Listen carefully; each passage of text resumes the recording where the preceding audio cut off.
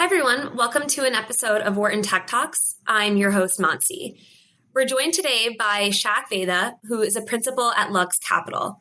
Lux is a leading venture capital firm investing in companies at the cutting edge of advanced technology and currently has over $5 billion in assets under management.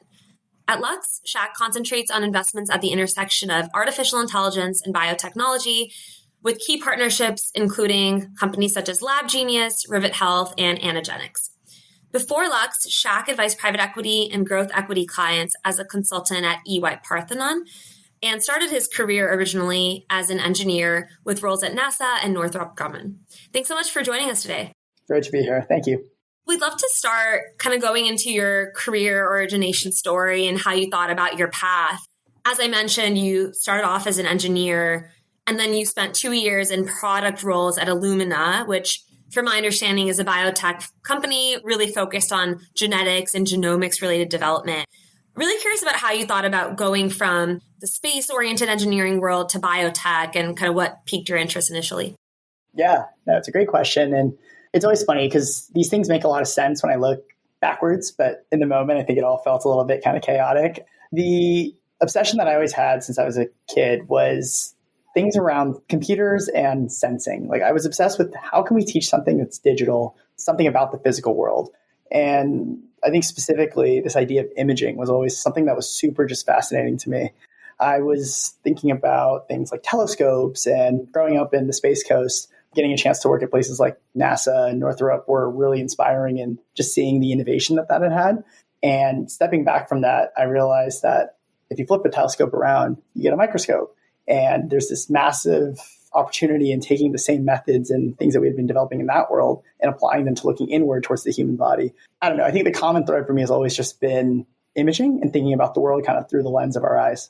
For Illumina specifically, I had a chance to read a bit about them. When you joined, they were kind of at an inflection point in regards to the genomics world and milestones achieved in the genetics landscape. So for example, in the 2010s, there was a development of the epigenome, kind of a microfluidics-based novel approach in 2016, some evolution of kind of animal-based genomes that could be used in research. So when you decided to join, kind of were there certain fundamental catalysts in genomics that made it seem like, hey, maybe this is a place worth spending time in? No, definitely. And I'd say the most important thing of all was candidly the cost. There are very few places where we see exponential change that kind of happens. Folks are probably familiar with Moore's law and the impact that that's had in the semiconductor and computation kind of spaces. But there's a very similar sort of phenomenon happening, and that's the cost of sequencing.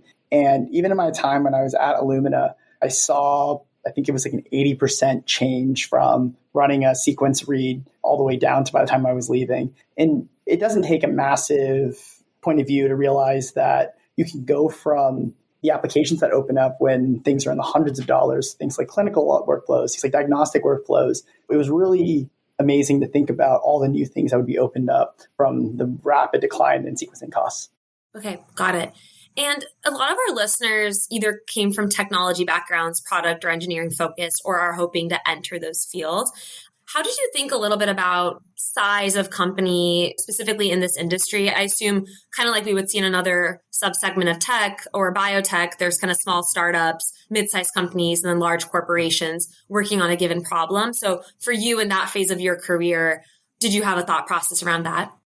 Definitely. I was probably a little bit more risk off than others may have been. So I wanted to go to a company that was a little bit stable. Illumina was publicly traded at this point. We had a couple thousand employees, but it still felt like we were a growth company. There was a massive opportunity to still drive. The product organization wasn't huge. It's an opportunity to really have impact in my role. As I was sort of weighing do I go to a large tech company with maybe tens of thousands of people versus maybe a small startup, it felt like a good sort of middle ground. Makes a lot of sense. And then you had a great couple years there and then ultimately switched gears to the investing world, joining Lux in 2020. Super interesting time to certainly join venture, and so much has happened since then. But curious, what drove you to venture in the first place? Was it something you had been thinking about, maybe given your technical expertise, or just observations you had on the market that made you want to enter that field? Definitely. So Illumina, funny enough, was a venture-backed company, but that was many, many years ago before kind of venture was the industry that it is today. And as I kind of stopped and thought about it, almost always you look at a large incumbent and they have all the structural advantages of winning. They've got more resources, they've got more money, they've got access to better talent. A startup usually shouldn't win. But when you look around, you see how much of technology has gotten democratized. You have the ability to access compute, you have the ability to access storage. This cost of sequencing, as we had just talked about, has started to come down. For the first time, I kind of picked my head up and I realized maybe startups can win and maybe startups can actually focus on a problem that some of these large companies just weren't even thinking about. As I started noodling that idea, I got more and more excited with this idea of venture and the new types of venture-backed companies that could be started now that couldn't have been started maybe 5 or 6 years ago. Got it. And at the time you were entering the venture space, looking back, there have been a lot of emerging managers that have popped up since 2021, 2022 specifically. Kind of in that 2020 timeframe, what did the venture landscape look like and how did that influence your thought process around prioritizing which firms to join, what would be a good fit for you and so forth? Yeah, 2020 was a crazy time. I mean, we have everything from the low interest rate environment and the public stocks are sort of roaring through the markets. We had a bunch of capital that was flowing into many, many different types of ideas. But as I stopped and I kind of thought about who was structurally advantaged to win and what types of funds were going to be sort of advantaged to win, there's always been this great connection of taking bits and atoms and bringing them together. And some folks will call this deep tech. But I was always excited about bringing some of those areas in both my time at Illumina, thinking about how biology is both being powered by computation as much as it is by the sort of innovations that are happening in that space. I was really excited about companies and firms that were really building at the intersection of those two spaces. Okay.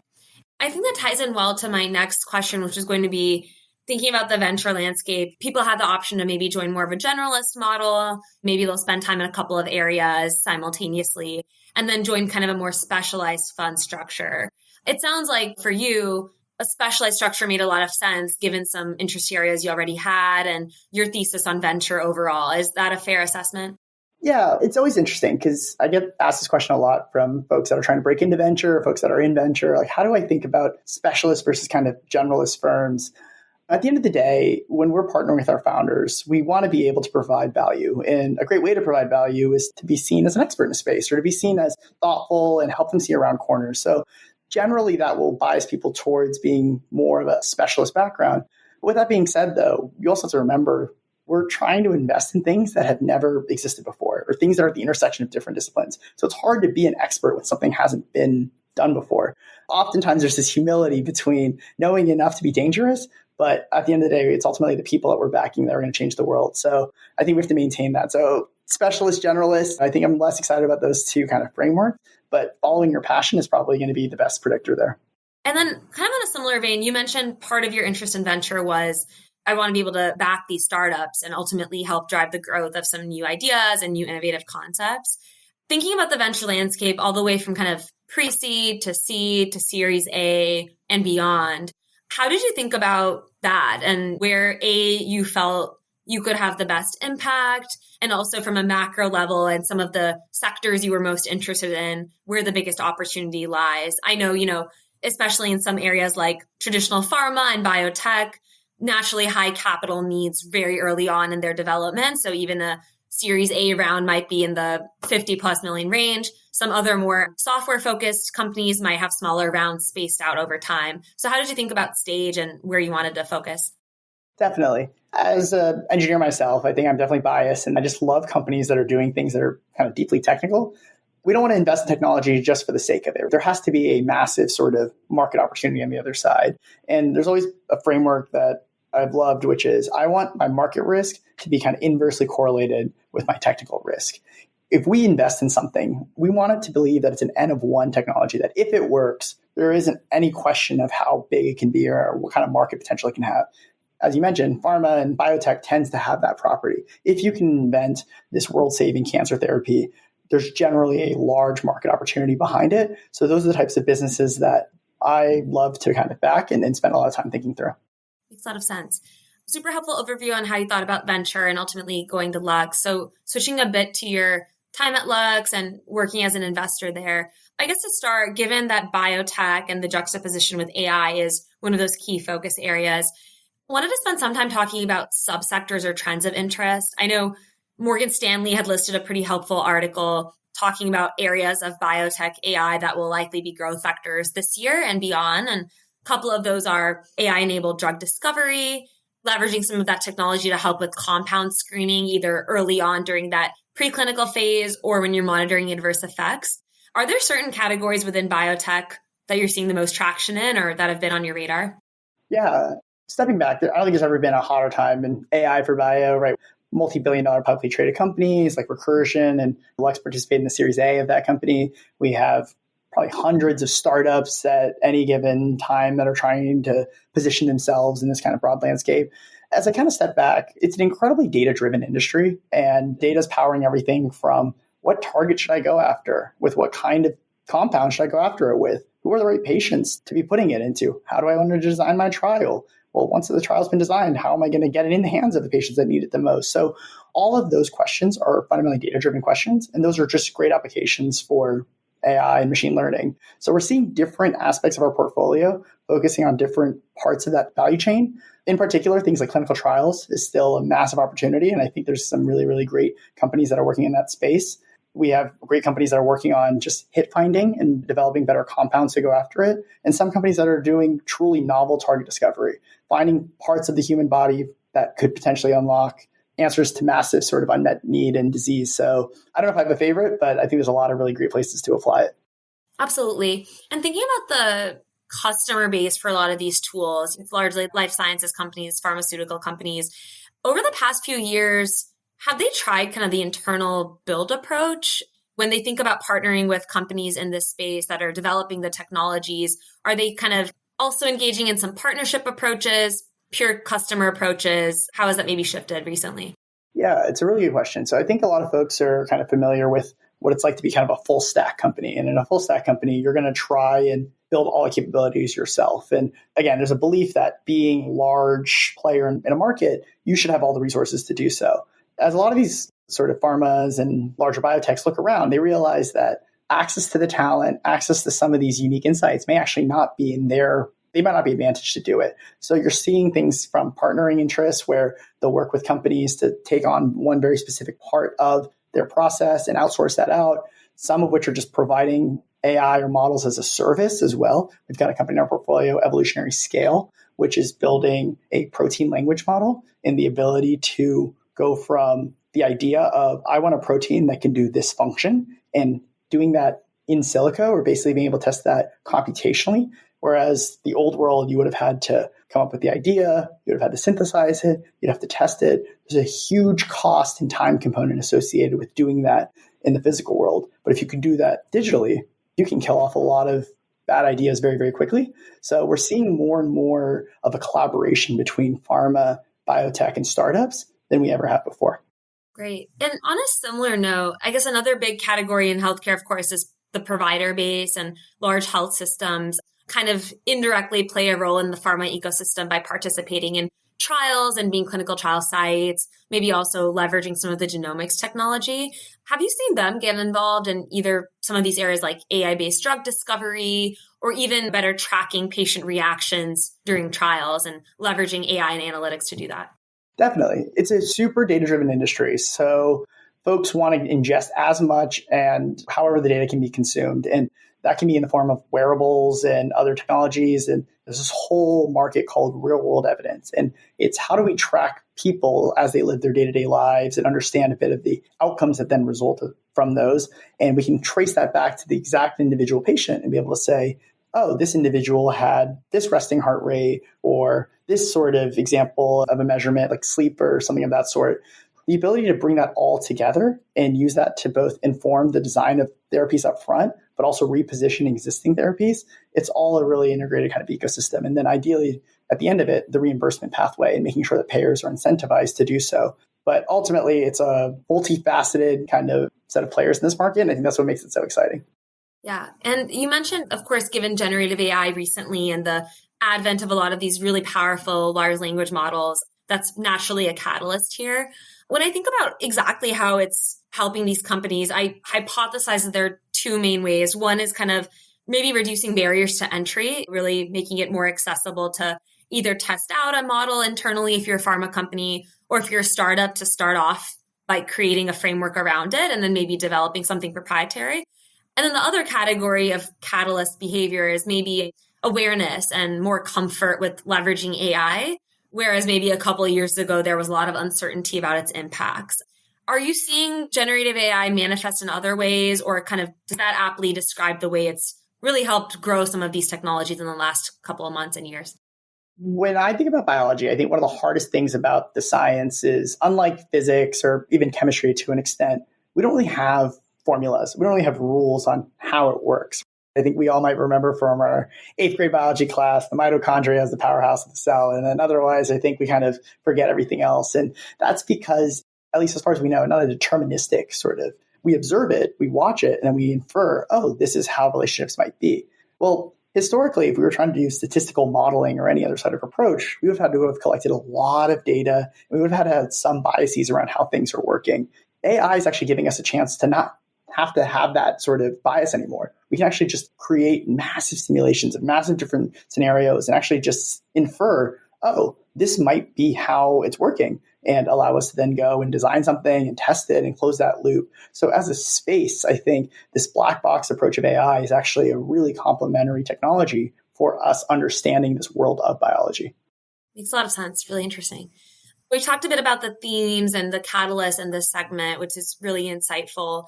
Wanted to spend some time talking about some of the portfolio companies you've been involved with, one of which is Vayda, which you invested in 2021. Would love to hear a bit about the Lux thesis on the business and why you chose to partner with them. Totally. If you were to stop in the 90s and ask, where did the majority of the commercially approved drugs come from? You would have almost always said, well, the natural world. If we studied plants, if we studied things around us, that's where commercially approved drugs come from. But pharma went on this huge campaign trying to source a bunch of different natural compounds and trying to build drugs around them. And it was a fool's errand. A lot of those things did not go anywhere. And Vayda came around with this idea that we need a real systematic approach. We need to really build both this concept of machine learning at our core to understand the natural world around us, but it can be an incredibly rich source of content for us to build world-saving therapies.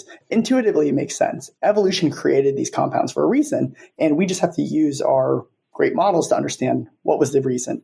So Vayda today has gone on to build a dozen plus development candidates, or basically late-stage preclinical compounds that are gearing up to enter into patients soon across several different indication areas, things like cardiometabolic, things like inflammation, things like neurodegenerative disease. And all of these have a natural analog or a plant out there in the world that we believe was the basis. And then from there, we can make a version of that drug to then go and test into people. And the beautiful thing is that these are almost always very safe compounds. So we don't have to worry about the same tox concerns that a lot of synthetic molecules end up running up against. Great. And how did you think about differentiation? And specifically for a business like this, what are the key parameters you'd use when you're creating that competitive landscape, market map, or matrix? One of the interesting things about the industry structure about drug discovery is that it's always a sprint.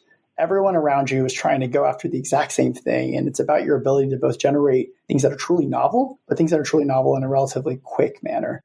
One of the areas that we really spend time due diligencing is understanding what is that platform capability and how does it actually lead to better molecules, and in a way that's actually going to cut the traditional drug development process of being 18 plus months of just screening and trying to find your hits, where Vayda was able to demonstrate to us consistently that they were able to do it in 6 months or less.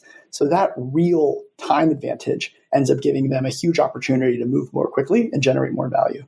Great. And then thinking about business models in this space, different players have taken slightly nuanced approaches. So for Vayda, they've tried to create this good pipeline around inflammation and obesity. Others might choose to just license their technology and have a fee structure accordingly. Maybe that means they scale with the pharma companies, or it's a fixed license structure. What are kind of the benefits of one versus the other, and specifically for Vayda, but also broadly in the sector? Yeah, it's a really interesting opportunity for startups. As we talked about earlier, how do you differentiate yourself, or how do you do things differently? Well, because you've built a piece of technology, you have the ability to license it out and actually bring in non-dilutive funding. Everyone knows how difficult it is to go and raise equity dollars and trying to build that as part of your capitalization plan to go and achieve something large and ambitious. What a lot of startups have realized is that if they internally consume their tech, that can be great for development, but they probably have more ideas than they can possibly prosecute at any point in time. The ability to bring in a partner who can actually pay capital to license some aspect of it, which might not be in their core competency, actually allows them to substitute some of that equity funding for another form of funding. And this is a business model that would have never existed up until recently, where we now really have this technology that's really powering the core of our engine than previous generations. When I think about these businesses scaling over time, naturally there's so much runway as they improve the quality of their technology itself, maybe expand to different pipeline areas within disease states. Do you see these kinds of companies engaging in add-on M&A or those kinds of partnerships going forward, kind of like what we've seen in traditional SaaS, not necessarily biotech? When you step back and try to evaluate this market, it's really interesting. If you look at pharma is a market maker. Their entire business model is predicated on holding IP around very, very lucrative peak sales from drugs. But those peak sales on some cycle will always run out. After every 6, 7, 8 years, those drugs come off patent cliff. And then they go into generics, and that sort of revenue stream is lost. So pharma is constantly taking their balance sheets and being incredibly acquisitive to try to bring in what could that next blockbuster drug be. And that's sort of that role that biotech fills. In this market, biotech is providing the R&D, the outsourced R&D for a lot of pharma. And the more de-risked their compounds are, the further along in the pipeline they are, the better data they've demonstrated, the more of a premium that they ultimately command. But it's not unheard of in the pharma acquisition space to see multi-billion dollars, even tens of billions of dollars of acquisitions. And that appetite and that sort of M&A activity has only continued. Got it. And then another key investment that I love to chat about is Inductive Bio, which is an AI co-pilot to help chemists design better, more effective pharmaceutical products. Similarly, would love to hear kind of how you came across this business and how you ultimately chose to partner. Everyone's been following the AI space, has been thinking about what are the real use cases and how do we really drive efficiency with it? A non-obvious insight I think that we had at Lux several years ago is that chemists are an incredible resource that we have in the industry, but we're always going to be rate limited by the number of chemists and the ability for them to drive sort of the ideas that they have and test them all in a very iterative way. If we could scale up the labor force, if we could actually provide them a co-pilot, that's a really interesting use case to actually use AI for. So the Inductive team kind of set out and have been now working with a dozen or so of their biotech customers to sort of help them continue to design and make their med chemists even more efficient. But the long-term belief is that there's a whole industry that exists where billions of outsourced spend happens called the CRO industry, or contract research organizations. And this industry is used as a testing ground for chemistry ideas for pharma and biotechs. And if you have a co-pilot, if you have this ability to sort of do labor arbitrage, can you take advantage of it by rebuilding what a CRO could look like? And that's sort of what Inductive setting out to do. Kind of similar question on the M&A front. Do you see some of the traditional legacy CROs in this space trying to acquire or kind of replicate the sort of thing that Inductive is doing? Oh, definitely. I think a lot of them are caught in this innovator's dilemma right now, where their existing business is based on scaling labor. Oftentimes, what they're going to do is they can bring down the cost structure by having more and more chemists, and they can kind of outsource that. That model works only to an extent, though. But now they're getting attacked by sort of a new vector. They're getting attacked by a technology vector. As we look at the addressable market, it's no longer just things that used to be purely bits, but it's actually going back to that bits and atoms framework of this world kind of coming together. And AI is sort of this key unlock that's allowing us to go after legacy industries that previously just got fat and sleepy. Yeah, great. Super helpful and interesting to hear a bit about the deals you've been involved with. Wanted to spend some time on involvement with portfolio companies, given that's a key aspect of being a successful investor. When you think about your involvement and leadership on the boards of the investments you've been a part of, have you noticed that there are certain key strategic or operational questions that are paramount to those businesses? And what are some of the challenges or areas of value that they're really looking for expertise on? Yeah. When we partner with our companies, we want to be venture builders alongside with them, right? It's not just, hey, here's a check, we'll see you in a few years, we hope it works. It's really being kind of in the trenches alongside with our founders. And by taking a board seat, we want to really show that we're committing it with their time and with our capital. Oftentimes, board meetings are an opportunity for us to discuss company strategy. What is the North Star? Where are we going? It's an opportunity to talk about things that aren't working and help see if we can unblock some of those areas. It's an opportunity to discuss future fundraisers and who are investors that could be interesting and what are relationships we should start building. Opportunity to talk about strategic partnerships and how do we get in front of them. Every company sort of has different needs, but at the end of the day, as I think about it, it's an opportunity for us to leverage our vast network of partners, investors, and talent and sort of bring that all to bear for our companies.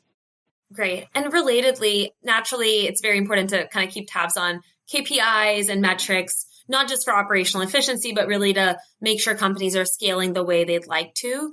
Aside from some of the traditional metrics that matter in any company, and specifically in a deep tech-oriented company, are there some that you look for or that you monitor in biotech?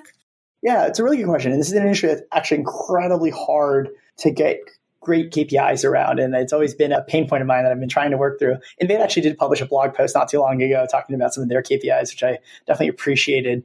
Some of these things are all about what is the throughput? How many of these molecules are we generating? How many of them do we believe are drug-like? And if so, if we only have to look at a very small subset of things, we only have to test a very small subset of things because they're so high quality that we know they pass this really stringent set of bars, there's a lot of value sort of behind that.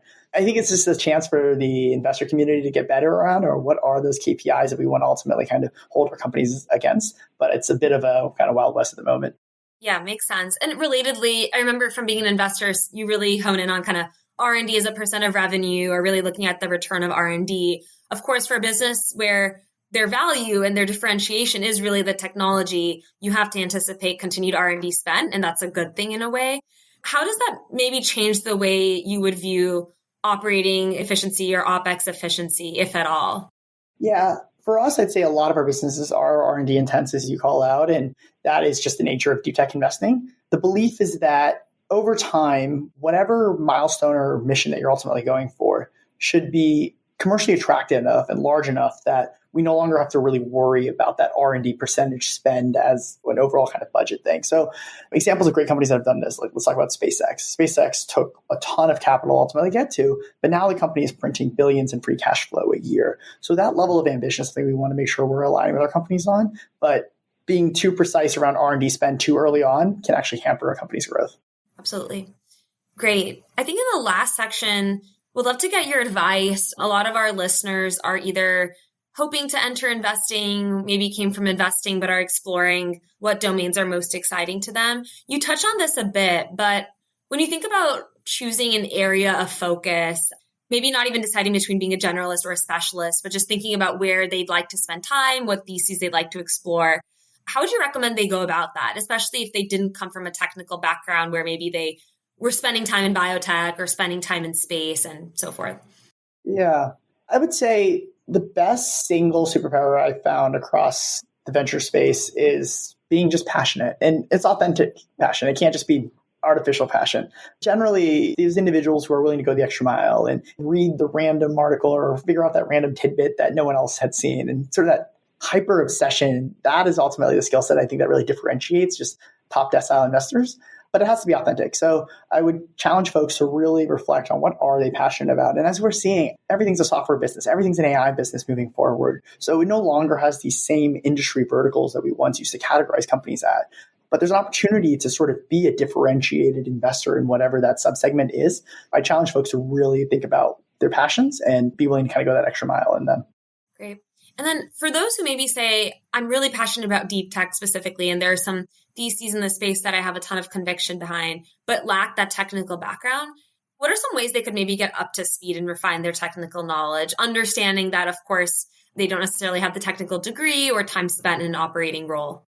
Yeah. Nothing will ever substitute for just time spent with people. I would challenge those people to go out and talk to their engineering friends, talk to their science friends, talk to their researcher friends, and get a sense for what do they do every day? What are some of their pain points? Why do they do things a certain way? And sort of having that first principles thinking, even if you don't come from a domain, can actually be a superpower if done correctly. So I really challenge folks to think about building that empathy, because that's really going to be a key superpower for them.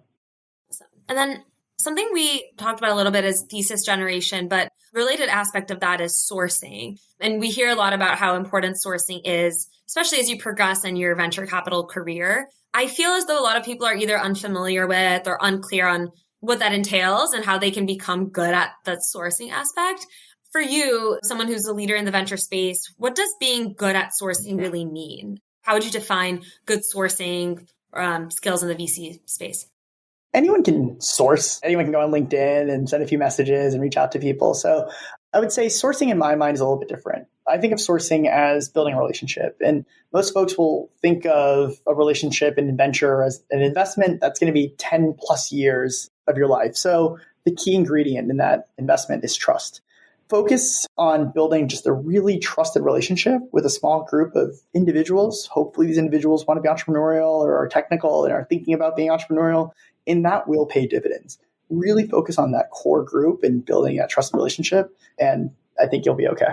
And then last one on the advice piece, there are a lot of reports out there that talk about changes in funding allocated to certain segments, like specific to biotech. McKinsey had one talking about how there's been more funding for drug discovery and precision medicine, maybe slightly less recently in areas like next-gen gene therapies. I think sometimes people react to that and are trying to figure out how that should affect the way they deploy capital or the way they should see opportunities or see areas to divest their time. How do you typically react to those kinds of macro trends in regards to funding allocations and where other investors are putting dollars? Definitely. It's funny because if you follow the news cycle, you'll get sort of a whiplash because you'll be looking one way and the next day you'll be looking somewhere. And I think venture requires a long-term lens. Now, it's important to stay up to date. It's important to see how sentiment and things are changing. But your thesis should not get rattled just because something all of a sudden became out of vogue. Because for all you know, 10 years from now, they can be back in vogue. This is why it's so important to build real conviction. And conviction is understanding exactly why it is you're investing in something, what assumptions need to be true, and how much time do those assumptions have to ultimately play out. Generally, if something is not in vogue at that moment and you wait long enough, my guess is that it'll probably come back. Really helpful. Great. Well, thank you so much for your time. This has been super insightful, and I know I learned a ton on the discussion too.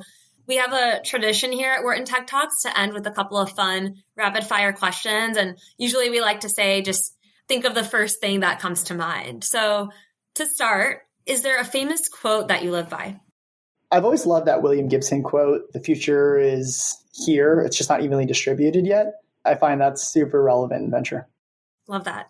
And then you're based in the Bay Area. What does your perfect Bay Area day typically consist of?